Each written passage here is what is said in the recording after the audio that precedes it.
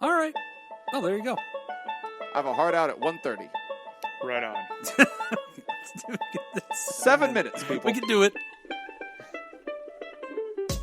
From fabulous Las Vegas, Nevada, this is Pod Therapy. Real people, real problems, and real therapists. You can submit your questions anonymously at podtherapy.net or email us at podtherapyguys@gmail.com.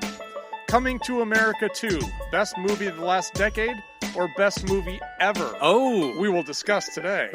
And now, broadcasting from the churn, that guy is Dr. Jim Jobin. I'm Nick Tangman. It's time for some Pod Therapy. Coming to America. I remember seeing Coming to America 1. Is Coming to America 2 real? Yeah. Oh, it is. Have you seen it? Yeah. Yes. Oh, you've seen it too? Yeah. Yeah. It's on Amazon Prime. Oh, okay. Yeah. Now, this is a little Is that dated. Eddie Murphy? A little yeah. And Arsenio Hall. Oh, wow. Yeah. I remember the original. It's fantastic. It Yeah. was really great. Yeah. And No, James they- Earl Jones. Yeah. Does it hold up? What do you mean, hold up? Does it? Okay, let's score it in The first relation movie to or the first one. the first movie or the second movie? Second movie. Does the second movie, in relation, comparing it to the first movie, how would you say it does? Better, I less, think it does a good about job. equal? I think it does a good job. It's obviously not as good, Okay. but watching the movie, it's like they were in on the joke. Right. Like they They know weren't it. trying to make it. No. No. that Yeah, they were good. very clear. Yeah. They even reference It's sequels also- in the movie. Yeah. Okay. It's also Okay. been 30 years Yeah. Oh, wow. since the first one. Yeah. How does Eddie Murphy look? Does it look good? Great.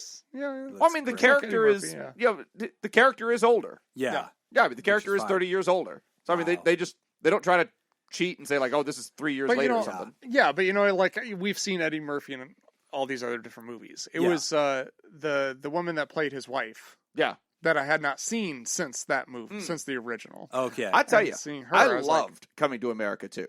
It was good? You did? It You was liked everything I wanted it to be. Okay, so I you got thought to it come was in with good. the right expectations. I liked though. It is. It's a nostalgia piece. Okay, Yes, that's fine. It definitely, Yeah, that's 100%. No, I mean it's made for people who really like the first movie, and it's Yeah. like here's a little something for you, Yeah, Yeah. that's great. and I'm all for that. No Yeah. theaters, right? Released straight to Prime. Yeah. Yeah, I would've- like that that's it would a have thing gone now. to theaters. Okay. and other times it would have gone to theaters. That's fine. Yeah, I like that we're getting there. I like that you can now get like these nostalgia pieces, like the Karate Kid Cobra knockoff. Kai. Cobra Kai is fantastic. Okay, and that is just unadulterated nostalgia fuel. think- Have yourself a day. That's all it is. Eagle Love Fang it. karate is the Yes. funniest thing I've ever heard in my life. It's a winning technique. But Sensei, eagles don't have fangs. Shut up. Shut up. I love that that's the era we're in now of Yeah. cinema and a lot of it's niche. And I think a lot of it's because Netflix just has such a huge budget and they just need content. Yeah. So, like, if you come to yeah. them with a half-decent idea, they're like, yeah, it's fine. We can fund that. Just go. How fast can we get it? I would also suggest to everyone when Disney Plus puts a movie out there and it's like, oh, you can get the Disney Plus Premium. It's an extra $30 or whatever to watch this movie. Right. Don't do it. Don't do it. No. Don't do it. I won't do it. Pay your Disney Plus subscription. Yep. And then break them of this habit yes. of being Yeah. like, oh, we're going to charge you extra to watch No, this it's movie. stupid. Nope. I'm already won't paying a do it. subscription. That's you're right. already making a fuck ton of money on these subscriptions. Yep. Don't Yeah. do it. I'm not going to pay refuse. extra. I'm going to wait for it to come out on the regular thing. Yep. Yep. Not going to do it. Now, supposedly, they're rebooting the Mighty Ducks, too, Oh, are they? on Disney+. You think Emilio's coming back? He is. Wait a minute. The Mighty Ducks 2 or the Mighty Ducks also? The Mighty, The Ducks, Mighty also. Ducks also. Okay, got it. It'd be funny if they were just rebooting the That's sequel kind to of the what I Mighty thought he was Ducks. saying. He's saying they're just doing that one. All right, so you want to reboot? You want to reboot the first one? No. Just the second Just movie. the second one. I shouldn't say. I misspoke. I shouldn't say reboot. yeah. They're creating a Mighty Ducks kind of mini series type Okay. thing, like they did with Cobra Kai. Okay, yeah. Essentially, you think they're going to bring back it's- some of the cast and like go for it like that? Like it's the story of after their I great believe achievements? so. I That think would be Emilio great. Estevez, I believe, is in it, Okay, playing his same character. that's fine for me. Um, Gordon Bombay. Yes, I knew Gordon that. Bombay. Yes, Yeah. that's right. Yeah. I remember when You have such odd little pockets of I knowledge. know, isn't that I weird? bet you I can name most of those characters. Yeah. If you can name one of them, I bet you can. Goldberg. Goldberg's the goalie. Yeah. I'm out. Oh, Jan. Jan is his mentor. And then in the next movie, so in the first one, I believe it's Jan. Or actually, the second one, I think it's Jan. Oh, and then it's like his brother. Yeah, something, because they couldn't get the And they have actor like to come matching back. names. It's like, Jan and... Yin. Yeah, No, I don't Yin know. and Yang. Yeah, that's Norwegian brothers. Yeah, I the think that's what it Norwegian. was. Yeah, I think that's what it was. Now I'm all for it. I remember when hockey first came to Vegas, I made my kids watch the Mighty Ducks to try to like at least start a conversation about hockey. Okay. I'm sorry. Oh no, Jan is the Snooty. one in D2. Okay, so that's Jan. That yeah. is D2. Yeah, that Hans. is D2. Hans is D1. That was the one. Hans, There it also is. the guy who gets who Bruce Willis kills in the first one of. Bruce Willis Die didn't Hard. kill anybody in Mighty Ducks. That you know of. You got to watch the director's cut. That's what he wants you to believe. Yeah, you need to watch that. You got to see the Schneider cut. Bruce Willis hated Mighty Okay, Ducks. that would be funny if Zack Snyder had like a cut for every movie, like movies he it's wasn't always even his involved in. cut. Right? Like his cut of all these different movies. That would actually be a pretty cool career. Yeah, So we that want would to be see cool. some of We've these already creative talked about cuts. this at ICS. I know, that's the only reason I know about it. Multiple cuts Yeah. from different directors for different movies. Well, we want the Paul Mattingly cut of Right. damn near anything. Like, just hand him film and That's just so see what he funny. comes up with. Yeah. I love it. So, yeah, I would watch that. I'd watch the new Mighty Ducks. I bet I won't. But I agree with you, by the way. They came up with basically another Mulan called Raya. And, yeah, it's like $30 or whatever. Oh, no, they to did watch the it. live action Mulan. Yes, they did that too. And Yeah. nope, I refused. Oh, you had to pay extra for that? Yeah. too? Yes. Oh, because Yeah. I saw that advertised all over. I thought it was just on there. No. Even if you have it, which we do, you then have to pay an additional fee to just rent it. And that Nah. doesn't even unlock it. That's just renting it. Right. And then eventually it will become part of the catalog. I just wait, because what do I care? You know, Right. like, Yeah. whatever. There's plenty Yeah. of Disney to watch. I have Hulu, I have Netflix, I have Amazon Prime, I have Disney Plus. We're fine. Yeah. We have stuff to watch. Yeah. Yeah. You're not And gonna I run have my in-laws' cable access data to type into Nickelodeon and all this other crap so that I can watch everything else. So we're fine. And you have YouPorn. You know, that helps. Right. Yeah. Not so much. That keeps the kids busy for hours. Which I Jim should just clicks automatically play next. Just play next. Yeah, play the shuffle. yeah. Oh. I am one movie away from having watched all Harry Potter movies. Oh, good for you. I just finished it last week. So Yeah. since the last time we recorded, So you're in Deathly I had not Hallows, seen- part I- one. Good I- for yes. you is such Yeah. an odd I had response to that statement. That is the right statement. It's a cultural phenomenon. I had not seen any of them. Oh, great. Oh, that's fun. So Laura, after that time that we recorded, Laura's like, "Okay, we just need to sit down and watch these." So I was like, Yeah. "That's fine. I'll watch them with you." Yeah, that's great. Yeah. It's I a, mean, it's a good series. I love the storyline, Yeah. but I've got some like really big issues with some things Okay.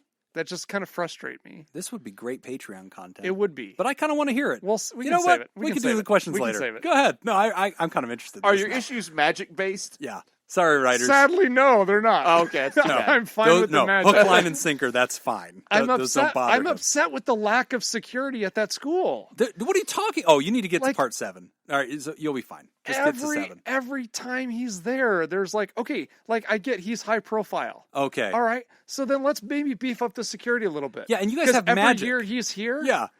something goes down. Yeah, there's just like random ogre. You Yeah. know? Yeah. Just like, oh, somebody tried to murder a student again. Yeah, again. Again. Maybe we should do something Oh, about this. there was a giant python killing snake thing just living in this school, murdering people all along. And parents, I think the thing that's least believable about Hogwarts is that there's not a PTA. I feel that there should be a PTA, Right.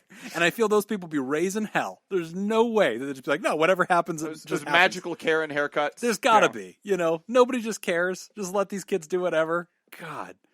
I've watched a couple of the movies, Okay. and yeah, if your problem with suspension of disbelief is the security at the school, you've missed a lot. Yeah, you've stepped over a bunch. Well, of that's things to only get one there. issue. Yeah. The other issue is that it started becoming predictable. Like every time and here's the new Defender of the Dark Arts professor. That You're guy's like, going to be bad. Yeah, exactly. Okay, well, why do we continue to fill that position? Because obviously you can't find anybody good. Turnover is suspiciously related to the assassination attempts at this school. Yeah. And what's the vetting process? It's harder to get a job at CCSD than it is at Hogwarts. Yeah, it's just, I realize there's a shortage of teachers, but come on. Jim has gone into the nerdiest Seinfeld impression ever. What's the deal with airline food? No, you're right. No, the other thing that bothers me about, and we're doing this now. Now I'm just committed to this. I don't care about the questions anymore. The other thing that bothers me about this is it's always like, we have to keep our world a secret. You can't let the muggles know. And so we're pissed off that you have like a flying car. Bitch, we flying on brooms and shit.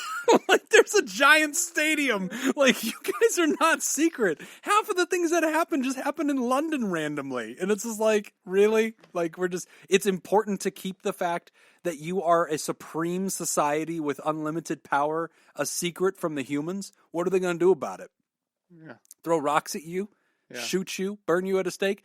Kill them all with your abracadabra thing. Just murder, which I think is the point. And I was very, very frustrated that Harry was so patient with his cousin and aunt and uncle. Oh, yeah, that he just lives there and gets mistreated for years. Oh, yeah. He doesn't do jack about it. Here's well, the eventually other thing. he does. Okay, here's the other thing that really bothers me. And then we'll move on. Okay. All right, we have to move on We to should the do show. therapy stuff, too. Okay, but one last thing. Yeah.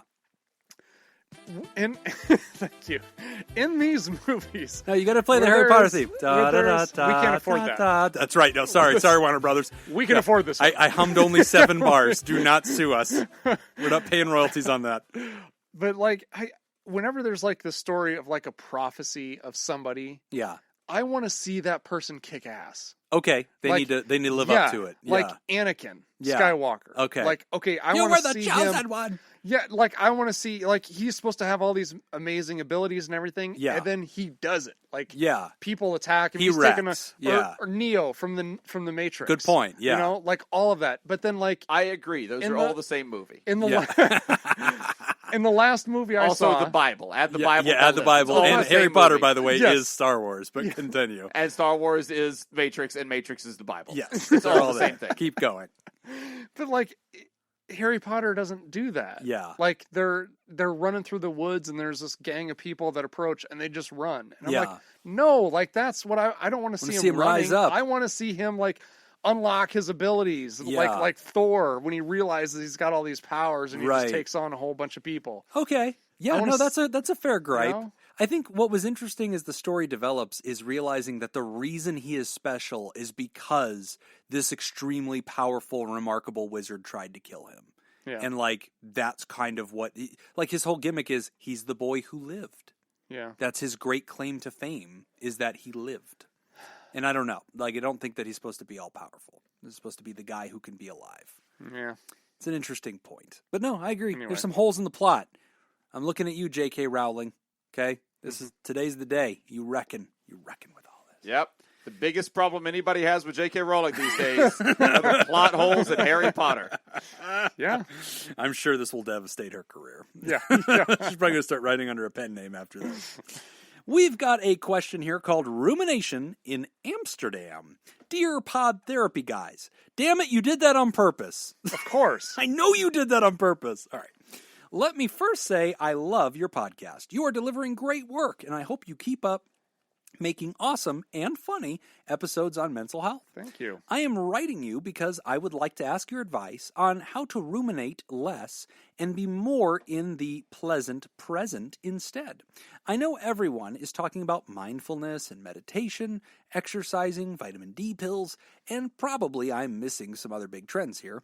I tried many, but I feel nothing is really helping me. I tried to find a pod therapy episode on rumination, but I couldn't find any, so maybe I am delivering a great suggestion for an episode. I hope so. Now let me explain my situation. I recently graduated from med school, and soon I will start my first job as a junior doctor. Regarding other aspects of my life, everything is going well too. I have a lovely family and great group of friends who are all doing well. Also, recently, I am in an amazing romantic relationship, which is thriving too. Nonetheless, I keep on thinking that things will go wrong one day, one way or the other. For example, one of my parents will fall ill again. I will develop a burnout soon. My boyfriend will leave me in a very mean and nasty way. And if it's not on the short term, it will happen in 10 years' time. I'll disappoint my friends for not having much time for them to do my work, or for them due to my work.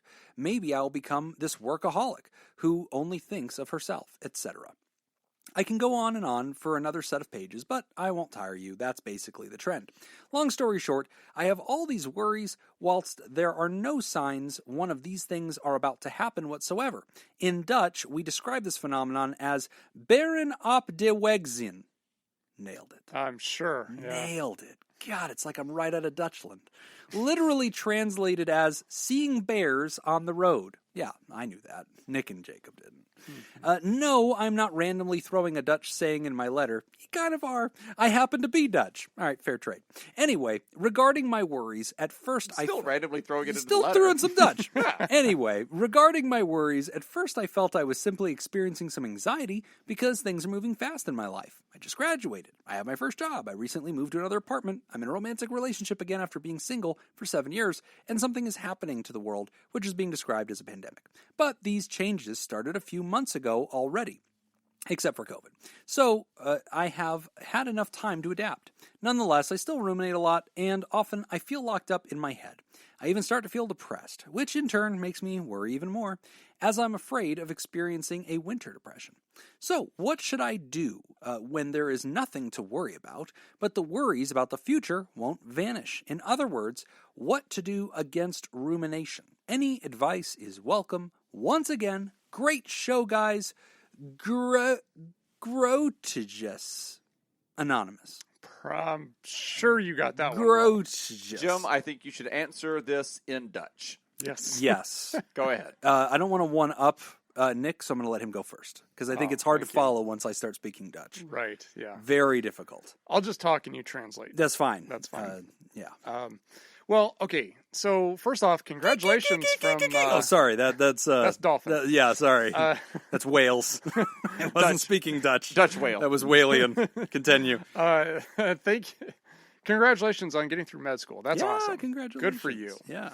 I think a lot of these fears that you have, that you're ruminating on, we don't want to discredit any of them. No. I'm sure they're all logical fears, because it sounds like some of them are things that, like you said, your parents falling ill again, meaning it has happened in the past, so you're concerned about it coming back. So that's a logical fear. Mm-hmm. All of these are logical fears. I think the big thing with dealing with the rumination is first not trying to stop rumination, but learning to coexist with it. Because it's not necessarily the fear itself, I think, that impacts our life. It's how we change our life to accommodate the fear. Mm-hmm. And sometimes we do that in ways that, like this self-fulfilling prophecy, Right. We adapt to it in ways that actually make that fear come to life, or increase the intensity that fear has over our lives, as opposed to finding ways to coexist with it and just learn, like, okay, I'm going to have this fear, that's fine, but I'm not going to act on it. Here's how I'm going to act instead. Right. And I think maybe that would be a good place to kind of start. And then there's also some CBT techniques that we can get into. Yeah. We'll talk a lot about that. I think that's probably a direction we want to go. So, big picture, rumination's a word I think we all feel more comfortable with. I don't think it's that, secretive word. But it sounds like what the writer's talking about is sort of these semi-obsessive thinking patterns, right? Where they kind of notice that things could go wrong, and then they kind of think about that in a cyclical way that doesn't yield really good results, and they're just worrying themselves, right? And so sometimes we call that fortune telling or forecasting. We also clinically describe that usually as hypervigilance. And so, this person is hyper-vigilantly, constantly watching, looking for danger, or anticipating how things could go wrong. Am I going to become a workaholic? Is my relationship going to fall apart? Am I going to lose touch with friends? All these what-if scenarios that don't actually exist. Now, this is oftentimes a pattern of thinking that lives with somebody who is also experiencing panic attacks or anxiety disorders. I don't hear the writer talking about that level of stuff yet. However, it's very common that this pattern of thinking, what we might call rumination or hypervigilance or forecasting, is part of a person's anxiety disorder. So coming back to the writer, you mentioned a bunch of trends, things like meditation and mindfulness and stuff like that. For a lot of people, now you do not seem to have anxiety, writer. You didn't tell us that. You said, I have what we might call pre-anxiety. I have the rumination. For a lot of folks that have anxiety disorders that think in this ruminating way that you do, those techniques that you referred to don't actually work. For a lot of them, it's actually really common that they get really discouraged because they'll try mindfulness, which is sort of noticing the emotional presence of the fear, acknowledging it, accepting it, being aware. They'll try meditation, which is sometimes clearing their mind of all thought and focusing on something small. They'll try to distract themselves with exercising. They'll try taking vitamin supplements, like you mentioned, vitamin D. And sometimes this is actually a rookie therapist thing that will happen, is you'll go see a therapist and their first try at addressing rumination and anxiety stuff are these techniques. More veteran therapists usually don't, and the reason why is because it doesn't work. It doesn't work usually because the nature of the rumination thought, the content of your thought, is the possibility of a fear. And so what we want to teach you to do is to acknowledge and respond to that fear. We don't want you to sit there spinning your wheels of what-ifing, because that will lead to catastrophizing and that can trigger anxiety, or in your case, it's just unpleasant. There's no benefit to that. And so what we want to teach people are constructive ways to respond to the fear. Not to ignore the fear, not to practice just don't think about it or meditate or sing a song or name 5 animals. No, we want you to respond to it. And so this is what Nick was talking about when he said we're going to talk a little bit about CBT. So cognitive behavioral therapy, which you've heard a lot on the show if you're a long-term listener, and if you go into our archives, you can go to podtherapy.net, you could go into the search bar and you could just type in CBT or cognitive. That'll probably pull up a lot of episodes that we've talked about this. It's a theory that we use in psychotherapy to specifically address things like anxiety and depression. It's considered the gold standard. And the big emphasis of it is about challenging perspective, about helping a human realize that sometimes we have these really false, broken perspectives that the theory calls a cognitive or thought distortion, right? In the same way that glasses may distort your vision of things, your thoughts are distorting what you perceive as reality. You're not hallucinating, you're not delusional, you're just wrong. And so that can cause you to start having panic and things like that. So what's the cure? What does CBT say is the answer for cognitive distortions and these ruminating thoughts? It's a process of teaching a person ways that they can ask themselves questions about what's scaring them and ways that they can kind of encounter their fear so that they can normalize it and kind of land in a place where they calm themselves down. They end the ruminating thought by responding to the ruminating thought through self-dialogue and discussing the problem and asking good questions. So there's a bunch of these. If you look into CBT, you can look up the Anxiety Workbook by Beck. That one's a really useful one. You can usually find it for free online. I think that has a lot of useful worksheets. We talk about pause, which is sort of a synthesis technique that I didn't make it up. I just I came with the acronym PAUSE to basically synthesize a bunch of Aaron Beck's stuff. But yeah, that's a good question technique that you can do whenever you find yourself getting stuck in these loops of thought. But the heart and soul of it is just asking questions about what you think you're seeing. Asking yourself, what's the worst thing that could happen? Okay, what if my boyfriend breaks up with me? Okay, let's take that thought. What is the worst thing that could happen? He doesn't like me, he walks away, he leaves me. Okay, what would you do about that? Well, I'd respond this way, I'd respond that way. It'd be very hard. Okay, great. Would it matter in 6 minutes? Yes. Would it matter in 6 hours? Yeah. Would it matter in 6 days? Well, yeah. Would it matter in 6 weeks? Okay, yeah, a little. Would it matter in 6 months? Would it matter in 6 years? And so we're asking these orienting questions to try to help you think through what's scaring you, what the size of the scary thing is, what you would do about the scary thing. And then there's a whole list of other questions we ask, like, well, what's like the best thing that could happen? Oh, we have a wonderful romantic relationship. We get married, we have lots of kids. We live our best lives. It's everything we ever wanted. We never fight. It's perfect. It's like a fairy tale. Okay, cool. What's the most realistic thing that's going to happen? Somewhere in between furious breakup, getting your heart broken, and riding off into the sunset fairy tale ending. We're going to have a normal human relationship, with ups and downs. So that's an example of one set of questions that CBT might teach you to ask to basically interact with this rumination thought when it's occurring. There's a bunch of CBT techniques. One of my favorite ones that I like to look at is or use is taking your thoughts to court. Oh, I love that one. So basically approaching this almost like you were a lawyer, mm-hmm. and you have if there's a case that you're arguing for, you're the prosecutor, you're making a case for something, you have to offer evidence. So if you're having this thought of, as you had said, I'm going to get so caught up in my work, I'm not going to have time for my friends, and that's going to disappoint my friends and destroy my relationship with my friends. Okay.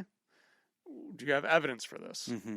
Because if that's the claim you're making, you have to have some sort of evidence to support that claim. Yep. There has to be a foundation behind that. And a lot of times our evidence isn't actually really evidence. It's just Suspicion. fears. Yeah, hearsay, suspicion. It's things that I don't want this to happen. Therefore, I'm worried about it happening. Therefore, I need to be hyper vigilant of it. Right. But there hasn't actually been any sign or indication that it is happening or Right. that we're getting close to it happening. Right. So, I mean, obviously that's a concern. You just finished med school. You're a junior doctor at this point. You are going to be busy. So it's not unrealistic to think that, but it may be unrealistic to think that you're going to lose your friends. Yes. Is it going to be a strain on the relationship? Sure, of course. But what evidence do you have that you're going to lose them completely? Right. The other thing to take a look at as well would be looking at not just the rationalization of the fear, but I guess what it means to you, because that's ultimately kind of what's at the foundation of CBT is our belief system, and it's the meaning that we give an event. Okay, so events don't cause emotional reactions. It's the meaning that we give an event that causes an emotional reaction. So CBT will kind of take a look at what is the meaning that you're giving the event, and is the meaning a logical response for the event that actually happened. Right. So, for example, you talked about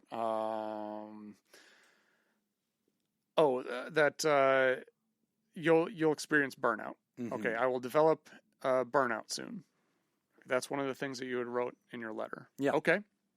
What does that mean to you? Right. Okay. Because that experiencing burnout doesn't cause the emotional reaction. It's what it means to you that causes the emotional reaction, at least at this point right now. So what is the fear behind that? You experience burnout and then you feel lost. Right. You feel like you don't know what direction your life is going. You feel like you've invested all this time into a profession that you don't want to do anymore.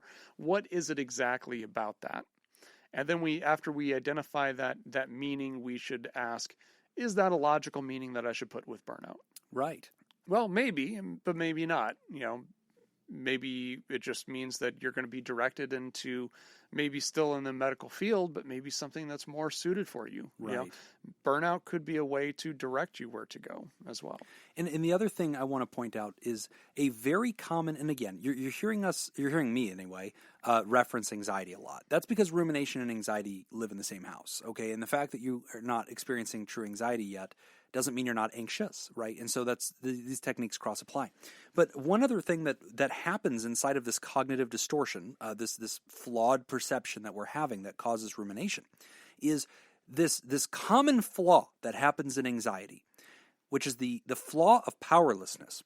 We often fear things will happen. And in that fear, we fail to also perceive the nuance of our own ability to interact with that scary thing and make it not happen. What if I get burned out? That's not a light switch. You don't go from I love my life to crashing into the floor, I can't do this anymore. It's a fader. You'll notice the staircase of dissension down to burnout.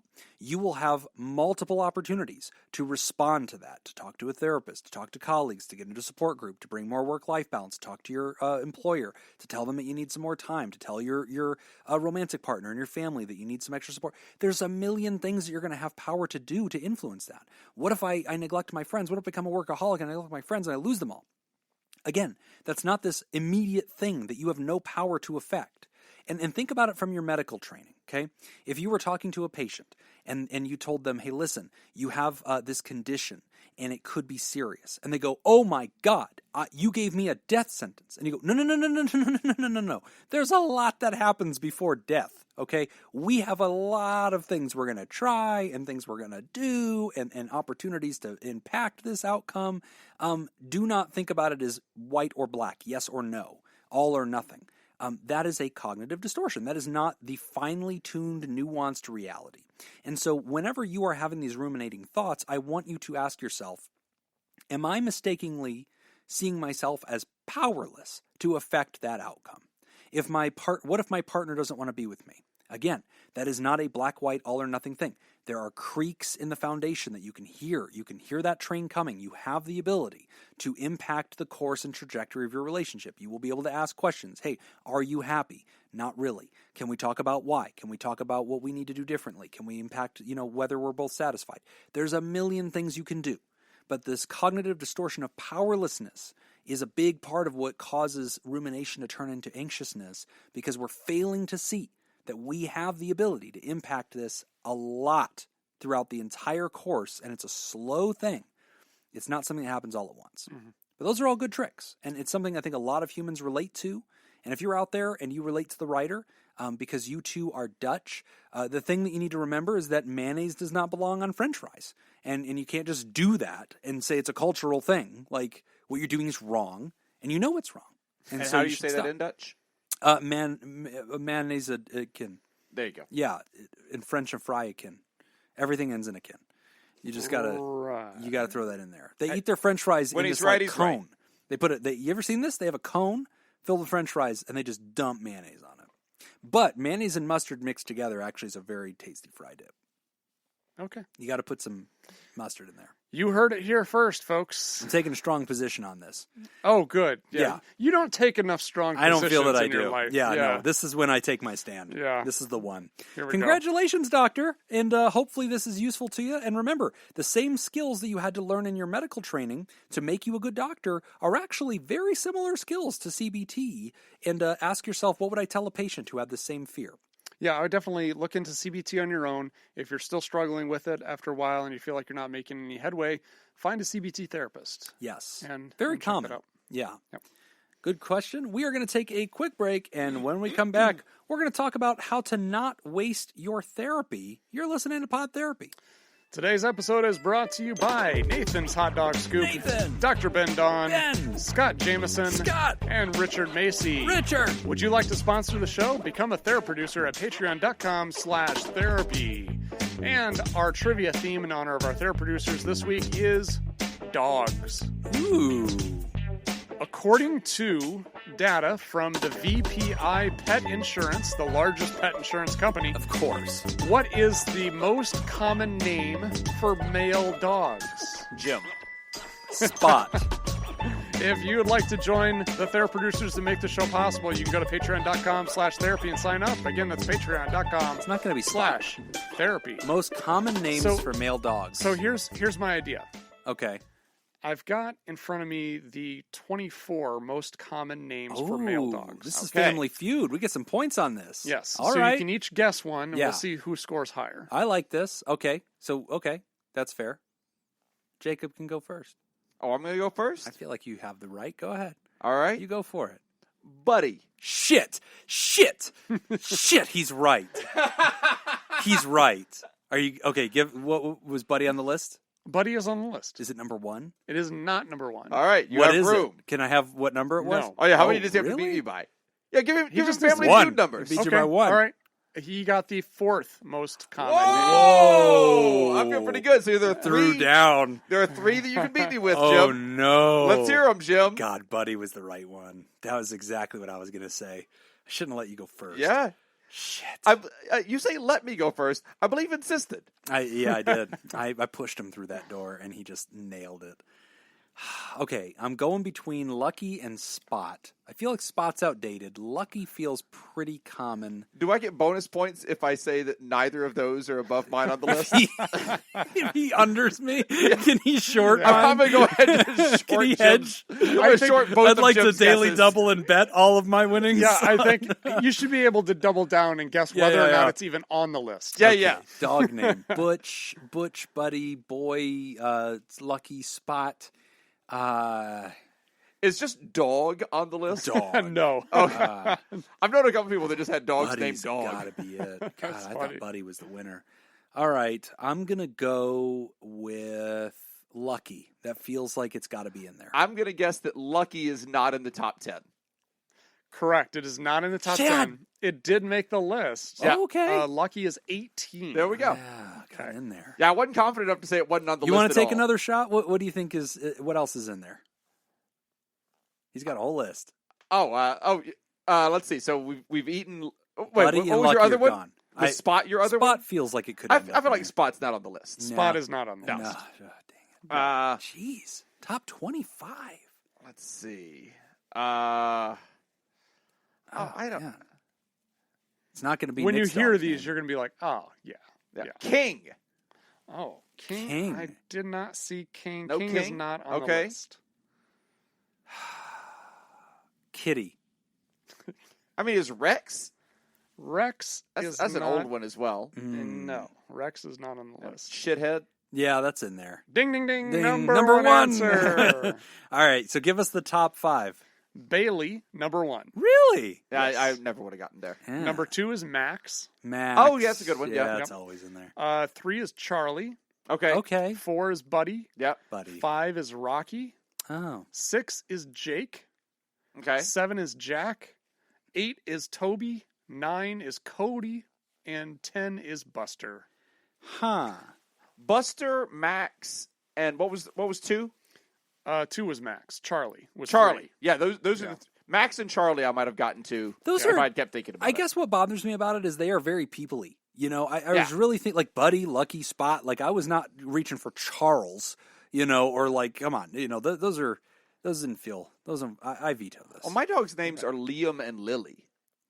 We didn't name them, but they came with those names. And his dogs are named. Hold on, let me see if I can remember. Penny, Lane, Penny Lane. and Layla. Yes. Yeah.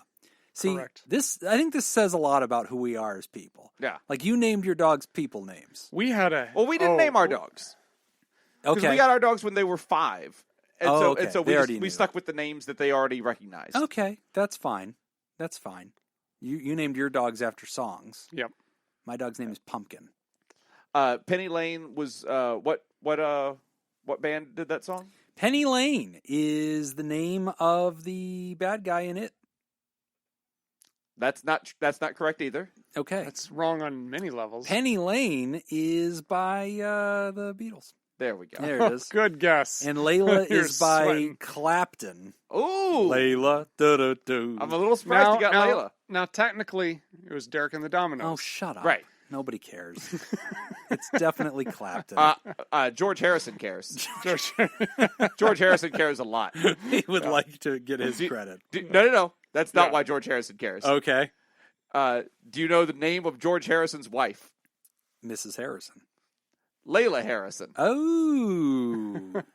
who Clapton had an affair with, Oh. who he then He- wrote a that's what the song song's about? about having an affair with George Harrison's wife No. as Derek and the Dominoes. Are you serious? Yeah, The That's balls. crazy. yeah. Wow. It's a douchebag move. Clapton. Yeah. Oh my goodness. And that's only fresh on my mind because we talked about it on a recent ICS. Oh, but, you did? but yeah, gosh. it's maybe one that isn't Wow. out yet even. Oh, as we're wow. recording. I didn't know that. Yeah, Making news on the show. no, that's a legit like asshole move. Oh my Had an gosh. affair with your wife and then wrote a song about it. Jeez. That is a victory lap if I've ever And that heard song one. became popular. And became Yeah, really exactly. popular. That's like that movie Eurotrip where the guy writes a Yeah. song called Scotty Doesn't Know about how he's hooking up with Scotty's girlfriend Yeah. and then it becomes a hit in Europe while he's there, like Right. on the trip. I never watched it. His friend makes it his ringtone. It's funny.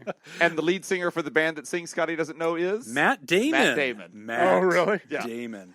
Yep, he was there he was in wherever they were filming in some European country working on some other movie, and so he was randomly there, and so he just agreed to just like randomly do it. That's But funny. It is funny. All right, this letter is called How to Not Waste Therapy.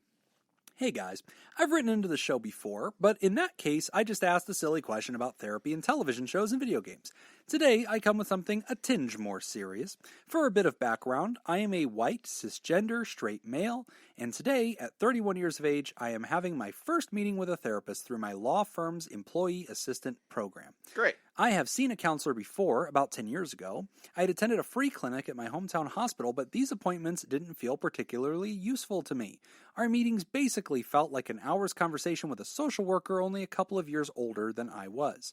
where I talked about the fact that I had failed out of the university, was living in my parents' basement, was smoking too much weed, and working at a grocery store rather than getting on with the rest of my life.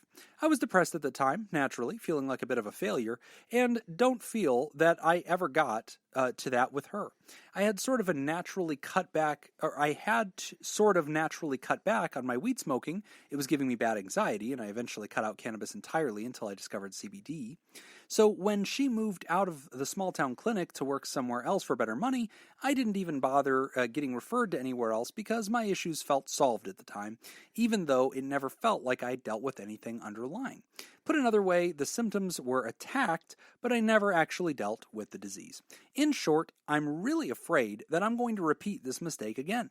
The only thing that I could think to do to combat this was to write this email and write a list of what I'm actually looking for in therapy. I want to cover anxiety, depression, imposter syndrome, and procrastination. More importantly, I'd like to hear a diagnosis from my therapist, so I feel like we're dealing with the disease rather than the symptoms. I guess my question above all is, how do I get the most out of therapy? How do I avoid feeling like I'm wasting my opportunity to feel well? Obviously, it's a bit too late to get an answer before my first session, but hopefully this will help some other person who's going in for session 0, and hopefully you'll be able to answer before I get through my 12 free appointments.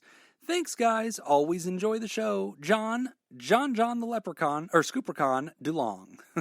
Good question. This is a good question. It is a good one. Yeah, so you most likely had your first session already by the time we've gotten to this, but I'm sure we've gotten to it before you've had 12 free appointments. I think, so number one, you're already doing some good work, right? Because you're making a list of what you want from therapy. That's always really helpful when somebody comes in and they already kind of have an idea, like, this is kind of what I have in my mind pictured of what I feel like I need to work on. And you may or may not end up sticking with that list. It's quite possible that once you get into therapy, you find some other stuff that's actually more underlying and you deal with that instead. But the fact that you're already identifying this and you already kind of have an idea of what you're going to be looking for, I think is really helpful. Some other tips I think that would be really helpful to make sure that you're getting the most out of therapy is keeping an open mind. I think that's, even though it's great that you already kind of have an idea of what you want and what therapy should look like, keeping an open mind to kind of exploring a little bit and maybe getting off the beaten path and kind of getting into some areas that maybe you didn't think were really all that relevant. Be open to some suggestion on some things that you can work on. I think that's going to be very helpful. Another important tip I think that's going to be very useful is just remembering that in a lot of forms of therapy, the real work is done between sessions, not in session, right? I'm thinking about a lot of things like CBT, some things like that where you may have some homework to do. And that's the part I think sometimes people become a little lax in. They kind of think like, well, I do the work in therapy, but really it's the stuff you do between therapy. And then you come back in to therapy to review with your therapist the things that you worked on. Yeah. Continue working on it after you've left the office. Another thing too is remembering that sometimes change happens slowly. It's, we're talking about changing your behavior. You've got 31 years of doing things and thinking about things this one way. Don't expect that after a few appointments that all of a sudden there's going to be groundbreaking change. Instead, maybe take a look at what would be some really, really, really small indicators that something is getting better, right? Look for that as opposed to really big change over time. I think the last thing that I've got is to use therapy as almost kind of like your practice field. I used to do this a lot with working in addictions, where we say, like when people come into rehab, whether it be residential or outpatient, I always kind of explain like, hey, this is your opportunity to practice it like it's preseason. When the football season starts, they don't just go out and start playing games. They've got a whole season where they scrimmage and they can, play their offense against their defense. And the great part about that is at any point, if they're doing something wrong, the coach can blow the whistle, say, okay, here's what we're doing wrong. Let's stop. Let's go back and let's run it again. Because in real life, we don't get that opportunity. We can't just stop and do something and repeat it. But this is what therapy is all about. Is it's kind of your practice field where you can start practicing some things that you want to be doing differently. So if you're the type that's very closed off and you don't talk about emotion or something like that, look at therapy as being your practice field, where this is where I get to practice being more open. Or if you're thinking about, if you're the type that you like to portray strength, maybe look at therapy as this is my opportunity to practice vulnerability. Right. And just be comfortable stepping outside your comfort zone a little bit, just to kind of push yourself to start experiencing things a little bit differently. I love that. I think that's all solid. That all being said, if your therapist blows an actual whistle, Yes.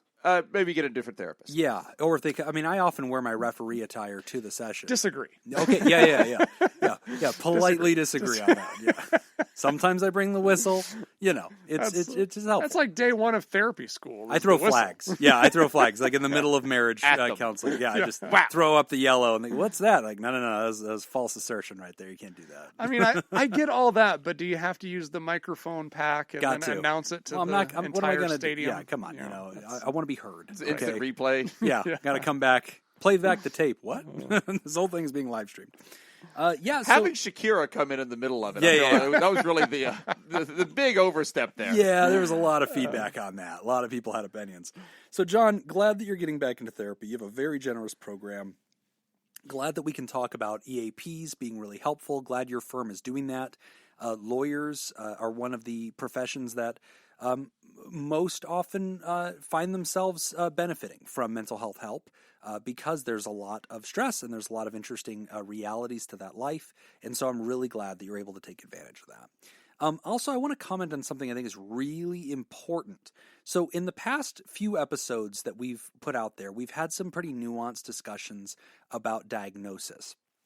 And I think your letter helps me understand where a lot of people, I think, have misunderstood what I've meant whenever I'm talking about diagnosis. And I think your letter finally shined a light on this. In medical diagnostics, symptoms are caused by an underlying problem. I have pain in my stomach is a symptom. And then eventually you are quite relieved to discover a doctor does the right testing and says, you have pancreatitis. That's your diagnosis. The symptom is explained behind that, and now we know the underlying real-life problem. In mental health land, it usually works in reverse. The symptoms give us the diagnosis, but the diagnosis describes a constellation of symptoms. There is not an underlying thing. There is not an underlying pancreatitis that is causing anxiety or causing depression or causing imposter syndrome. There may be related things like trauma in a childhood could be part of it. That might be part of it, but you'll not hear us or any therapist sit down and say, okay, looking at this, getting to know you better, I've realized the real diagnosis is childhood trauma. You don't have anxiety, depression, or any of those other issues. You have childhood trauma. And these are all flowing from that. That's not how mental health diagnostics work. And I think this is where there's been confusion in the past, because we talked a lot about ADHD in an episode. I was explaining that, the constellation of symptoms can be described with ADHD, but ADHD is not a driving diagnosis. It's a cart and a horse kind of thing. Go back to my example about the pancreas versus the stomach pain. So I guess that, John, is important to bring up to you, because when you say, above all, what I really want is a diagnosis, I guess I want to come alongside you and say, John, I think you're looking for the wrong thing. I want you to look for the solutions, right? So the problems are, I have anxiousness. I have a sense of imposter syndrome. I procrastinate. I am depressed. It doesn't benefit you, even if there was a magic word that we could say that explains all that. I would push back on that a little bit. Okay. Only because it kind of reminds me of, I kind of fell down this YouTube rabbit hole this past week, watching all these videos of hockey players that had CTE. Okay, yeah, sure. Right.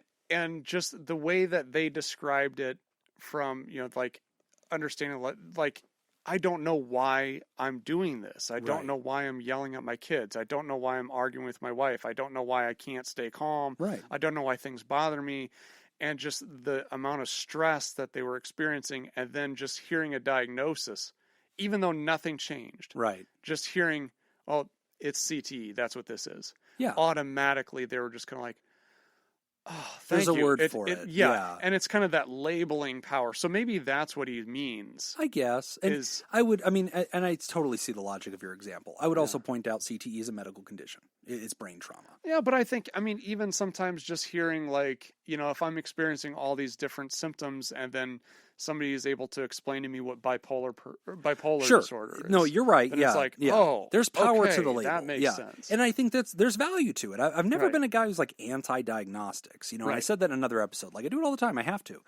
But I guess I just don't want John to be so fixated on getting to that label as if it has this powerful explaining power. We see what he's describing. He's got anxiousness, depression, and imposter syndrome. We're not talking about mania episodes or these, things that we've really got to zoom in on and have a diagnosis to kind of explain. But I get what anyway, you're saying. I just don't want John to go to believe that is where value lies. I think there's some, but I think the real value, John, is if you're asking me this question, Jim, how do I not waste therapy? Then the first thing I'm going to tell you is don't fixate on the diagnosis, John. You don't want to waste this? Don't fixate on the diagnosis. You're not going to 12 sessions to get a word. Okay? You're going to 12 sessions to get solutions. And so by 12 sessions, for you to have not wasted this, I'll say that for me, the test is John used to have anxiety about some things. How's he managing that better? Is the anxiety going down? Is it less frequent? Is it less severe? Is it less enduring? The depression, John used to feel this way. This is what I used to see John doing during his day. How John spent his weekends, how John slept in. Procrastination, this is how John used to perform at work. This is what his last evaluation looked like. Are we seeing change in behaviors? I'm looking for solutions. Sure. And that's, to me, the test of how you've not wasted it is whether or not you and your therapist are solution-focused and trying to make a difference on all this stuff. The last point on this thing, though, when John, earlier you talked about how you felt like you wasted it in college, and you talked about how you just felt like you were talking to somebody. And I guess I just want to come alongside you to nudge a little, because sometimes what we're going to do is offer you ideas and say, try this technique, do this thing. Sometimes we're going to come alongside you and say, hey, I don't know if you've ever heard this before, but you sound like you have this diagnosis. That's important. And I've done that. I've had to sit there and break it to somebody that this is what that looks like, and here's what that means about how we're going to manage your prognosis. But sometimes, John, talking is the answer, especially with imposter syndrome. The way that I treat imposter syndrome when I see that in a patient is we're going to have some very meaningful and strategic dialogue about that. I'm going to ask you a lot about your life. What was it like at work today? Work was good. Okay. How did you have any meetings? I did. We had a staff meeting. All the lawyers were there. Oh, okay. What was that like? Oh, it's fine. Do you talk a lot in meetings? Not really. You're quiet? Yeah, I'm quiet. Do they ask you questions? Is it not proper to talk? No, most everybody talks. I'm just kind of quiet. Why? Well, I don't know. I'm kind of new. These other guys are really important. Like the seniors are there. The big names are there. Oh, what are they like? Do you like interacting with them? What am I doing? Right. I'm trying to dig deeper and deeper and deeper into where your confidence lives, what your perception of the problem is, where's the meaning, and that's going to sound like talking. Right. It's going to sound like we're just talking about your day. If But I'm you're- being a therapist at yeah. you. If you're, a lot of times that's what being a good therapist sounds like. Yeah, right. Yeah. It reminds me of this episode of Futurama where Bender, the robot, he accidentally grows like an entire like civilization on him. Like he's in space floating around and bacteria like develops on him and becomes an entire civilization. He's essentially their god. And like every time he tries to get involved, he keeps messing it up. And he kind of meets like another kind of god of like a galaxy. And that god tells him, you'll know you're doing things right when it doesn't look like you've done anything at all. But change happens. And I think that's the mark of really powerful, like some of the best therapists in history. That was what they were known for. Like Carl Rogers was known as one of the greatest psychotherapists who ever lived. And you didn't know he was doing things. Yeah. Milton Erickson was considered one of the greatest therapists that ever lived. And his touch was very subtle. But it was very intentional. Everything he was doing was very intentional with you, but you just thought you were just chatting with the guy. That's it. But all of a sudden things were changing. And that, John, I would argue, I don't know who your therapist is, but I would argue be open to just talking and let that be part of what therapy is. And Nick's right. If they have some interventions or techniques they want you to try, that might be in between sessions. Mm-hmm. But you're not wasting it just by going. And that, by the way, is my last point. There is no such thing as wasting it. I believe that by being present, bringing yourself to it, even creating this 12-week habit, or this, 24-week habit if you're going every other week, or this 12-month, year-long habit of going once a month, however much you're spacing out your EAP sessions, you are inherently changing because of it. And you are inherently causing yourself to sit down. How many times as an adult human being in any country do you sit down with another person and consciously talk about you, your life, your thoughts, your feelings, and your realities for an hour? And Doesn't happen. And you don't have any consequences for it. Right. It Nothing can doesn't- happen. It doesn't affect your relationship. You can just kind of... You could just be in your truth and then walk out of there. It is a powerful and therapeutic experience just to have done that, John. And that is not wasteful. Now, I agree. I still like that you have goals, and I like that about you. I think that that's a really important thing. If I were your therapist, I'd be excited that you have goals. But I would also be telling you, I don't want you giving me a pass-fail score, and I don't want our work to have a pass-fail score, because then you're going to fixate on what's missing instead of what's happening. Yeah. And that's part of your problem. That's part of where your anxiety lives and your depression lives and your insecurities live, is a noticing of what isn't there rather than what is. And so I will challenge that perception before you bring it in here and taint this work. Your job's to show up. You show up for 12 sessions. It's my job to try to get some results. And results may vary, but I don't want you grading this on a pass-fail, waste or not waste, because you might accidentally trickle in some of these cognitive distortions into our work. Your job's to be authentic and present and be here, be consistent, work with me on goals, be honest, talk through it. Don't see anything I ask you as wasteful. Participate with good spirit, and good things will come. There you go. Bam. John the Scooper Con. I feel like Jacob has something to say. No. Oh, okay. All right. Take care, John. All right, we're going to take a quick break. And when we come back, we're going to talk about a BPD sibling. You're listening to Pod Therapy. Today's episode is brought to you by Nathan's Hot Dog Scoop, Dr. Ben Don, Scott Jameson, and Richard Macy. Continuing on with our theme of dogs, you can guess what the next question is. Cats. According to data from VPI Pet Insurance, the largest pet insurance company, Are they sponsoring not the a show? sponsor, by the Yeah. way. They should be.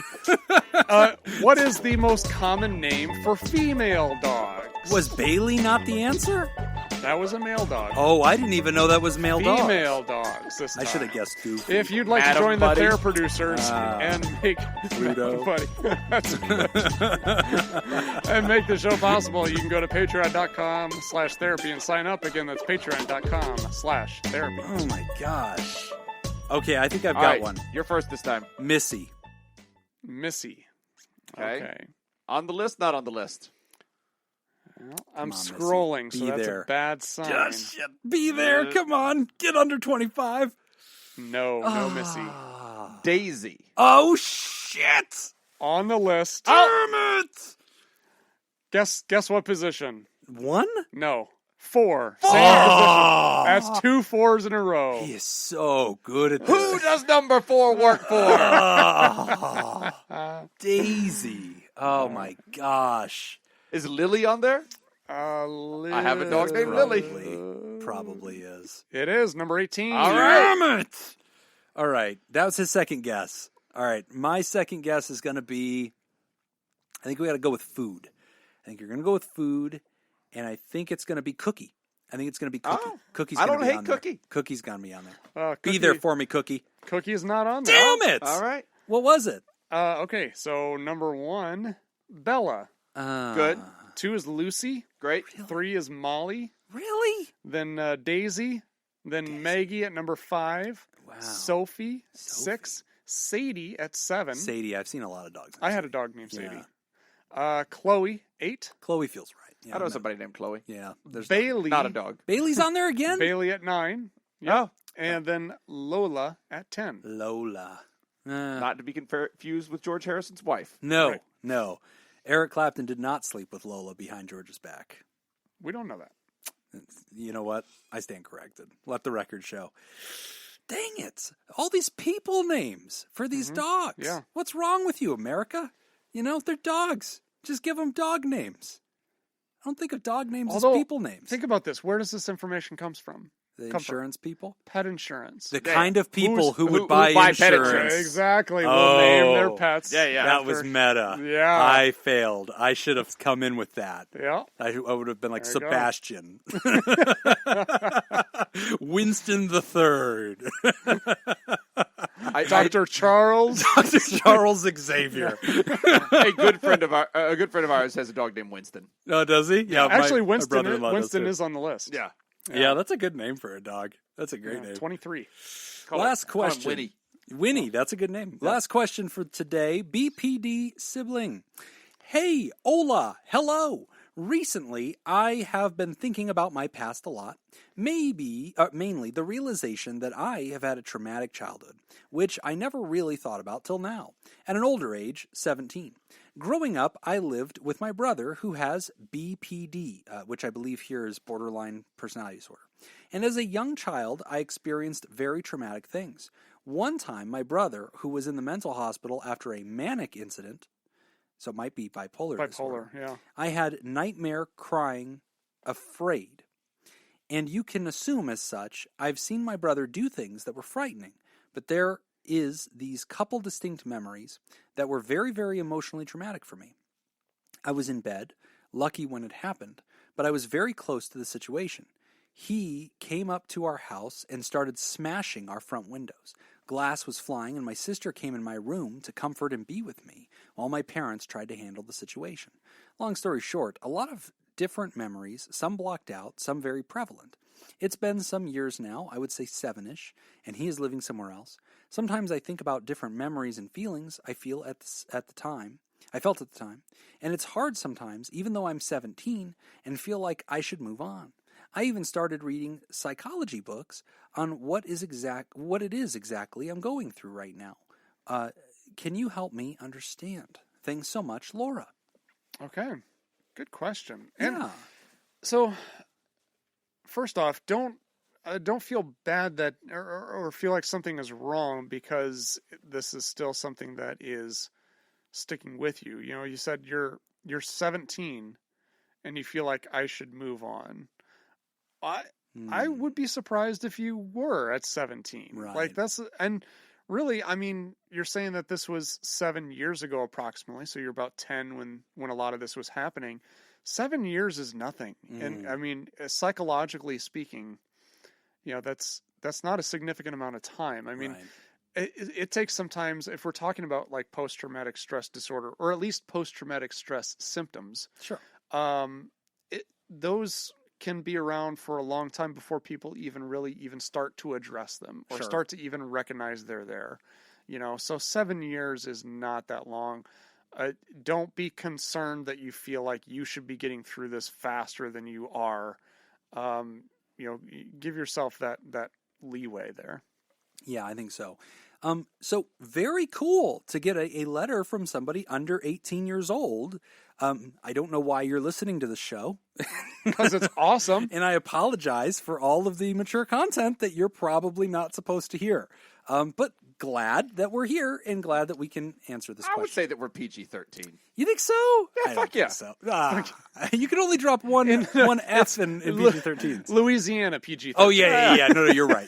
Yeah. That's I only say fuck once at a time. That's true. Yeah. That's true. Once per sentence. Yeah. Classy. No, I never said that. Classy. Yeah. So, gosh, to the writer, you know, first off, super glad that you're writing in, Laura, and that you are aware of what you're noticing and that you're reading some books on it. So Nick used that word trauma, and trauma is a very unique word. People hear it a lot these days. A lot of times people think that trauma means only when there's been explosions or gunshots or something life-threatening. No, trauma is a word that we use for mental health, and it just describes psychological pain. And if somebody was in a situation where they were quite scared, situations were bigger than them, they felt, fearful and shaken up, yeah, that can leave this psychological pain imprint. And that can cause a person to still struggle with things that remind them of that incident or those episodes. They can feel unsettled while they're laying in bed at night, as if they need to check that everything's okay, or startled easily with some things. You mentioned that there's a lot of emotional pain and that these memories are still with you and these feelings. And so I agree with Nick that no, I wouldn't expect at 17 that these just magically go away. They happen when you were 10. There's 37-year-olds that are still thinking about things that happened when they were 10. So the fact that you're 17, it's been 7 years, does not mean that this is going to go away. But you're on the right track to dealing with it, which is examining it, talking about it, discussing it. That's what a therapist would do with you. If you're able to check in with a therapist, I think that'd be really neat. Sometimes you can't, especially as a 17-year-old. You don't always have the choice, and that's okay. And there's also resources at school too, most Guidance likely. counselors, that aren't going to cost you money to access. Support groups. So you could definitely try that. I think the big thing is just being able to find somebody, a professional that you can talk to about this. Yeah. Just to kind of help you language what's going on and what happened. And we don't have to think about it as in like PTSD, as in like a disorder.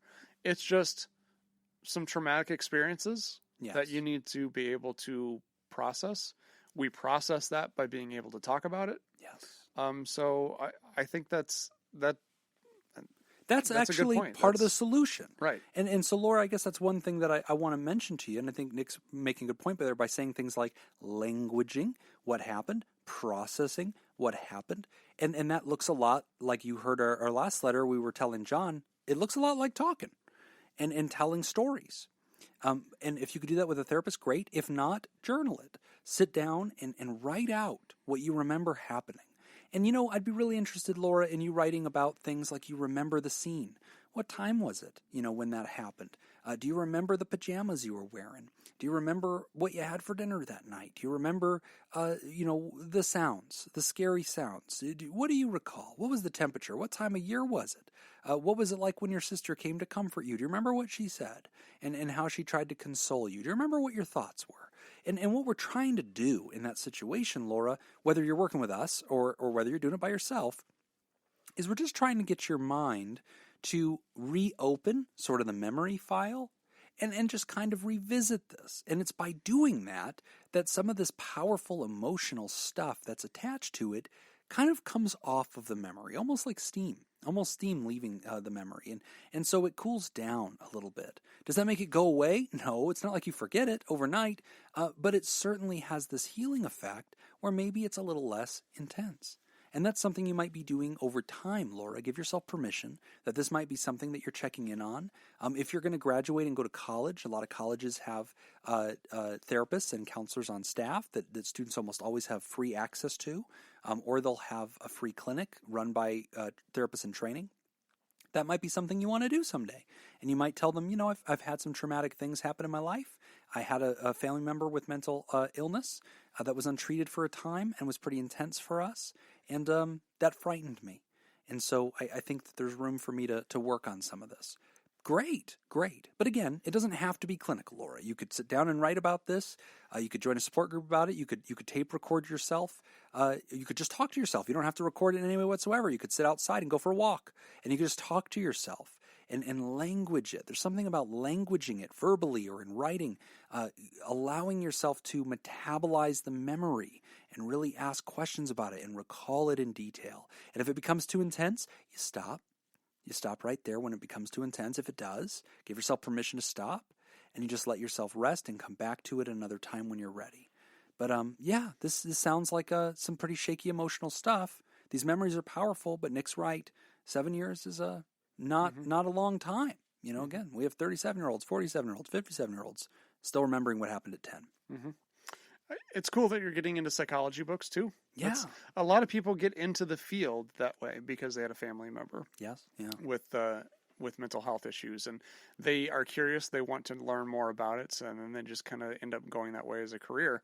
One thing to kind of keep in mind as you're looking through all these psychology books is to just keep in mind something that I brought it up a few weeks ago on this show about a psychology professor that I had in my first year in psychology. And it was it was Psych 101, I think, is what it was.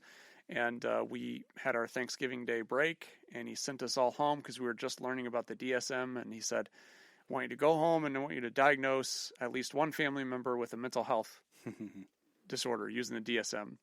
And we came back, and his first thing he said, after we explained our diagnosis and why, he would tell us that we were all wrong. Yeah. Every single one of us was wrong. And that's just a lesson to be learned as far as when you're reading some of these psychology books.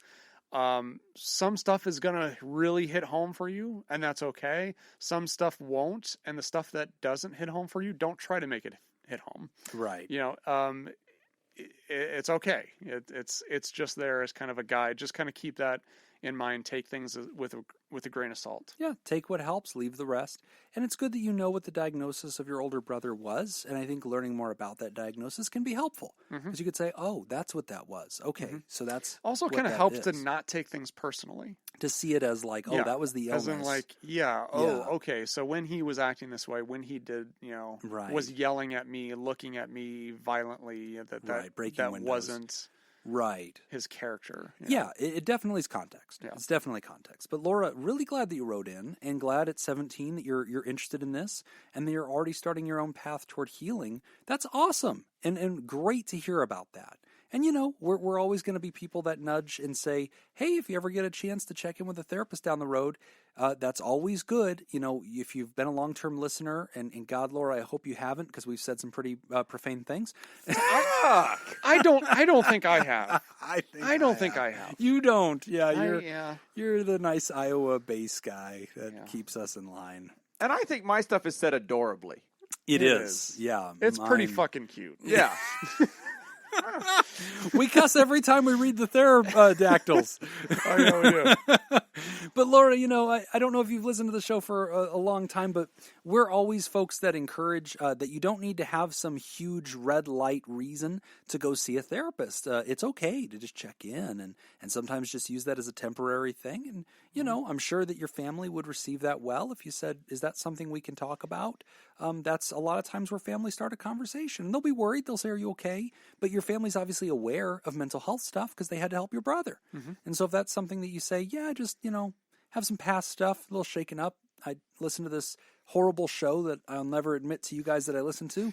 And, they said, go see a therapist, and maybe I should. Well, that'd be great, Laura. I think you should consider it. Yeah, check out the resources at your school if you got any. That's a great way to start. Yep. Yeah, I think that'd be a great place to start. Great question, Laura. Thanks for writing in, and unsubscribe from this show. You shouldn't be listening to it. Disagree. We're a hoot. Don't share this with any of your friends, please. We're adorable. You can listen again when you can vote. All right, we are at the end of the show. We want to remind folks you can go down to patreon.com/therapy, and you can find all sorts of fun extra content that we're always throwing in there. In April, there's a lot of stuff going on. I believe that we're wrapping up our March Madness. By the time you hear this, we probably know who's buying sushi and how life's looking and who the winner of our March Madness is. We already know that so now. You can grab probably stuff. Nick. Yeah. Don't forget, you can go down to our gift shop, PodTherapyBaitShop.com. Thanks, Robert. And go check out some cool merch. We have the official, and it is official because Jacob said we were allowed to do it, Audio Guy Life Coaching shirt. It is badass. It's pretty spectacular. It is pretty glorious. Yes. Check it out. Go grab it. And that's at the Pod Therapy gift shop. Or wait, what's it called? PodTherapyBaitShop.com. But we want to thank our bosses, the Saccharin 16, the mysterious and shrouded Illuminati members of the fan club that they're producers. Thank you, Smitty Scoop, Jake Schneider, Robert Brownie, Jr. Mintz, Kayla Lansbury, Ellie O'Dare, Judy Schneider, Nathan's Hot Dog Scoop, Dr. Ben Dawn, Crazy Banana Scoop, Mason Miller, Scott Jameson, Carolyn Albert, Leon Kassab, Kevin Chamberlain, Malaya, and Richard Macy. And if you'd like to hear this episode uncut and unedited. And why wouldn't you? And enjoy our spontaneous side projects, go to patreon.com/therapy. And thank you for supporting mental health. That's all the time that we've got for this week's session. We want to thank our landlords, Matt Mattingly's Ice Cream Social. And thanks to those of you who contributed to our show today. We really appreciate it. Remember, pod therapy isn't something to keep all to yourself. Share this episode with someone who needs it, unless they're under 18, by opening the episode's description in your podcast app and copying and pasting the link provided into your social media. Don't forget, you can find us at facebook.com/podtherapy, on Twitter @PodTherapyGuys, and at patreon.com/therapy. Do you want to submit a question to the show? Ask anonymously at podtherapy.net or email us at podtherapyguys@gmail.com. I'm Nick Tangeman. I'm Jim Jobin. Thanks, and we'll see you for your appointment next week. I'm Daisy Bailey. Daisy Bailey, buddy. Lucy Harrison. feel like that got it. Yeah. That was all of them. covered the bases. Cookie, brownie, muffin. How are these not names? Cookie, brownie, muffin. These are great names. Also, the weirdest Maybe dog you need name. to take out insurance for your dogs. I should. Yeah, they don't buy insurance.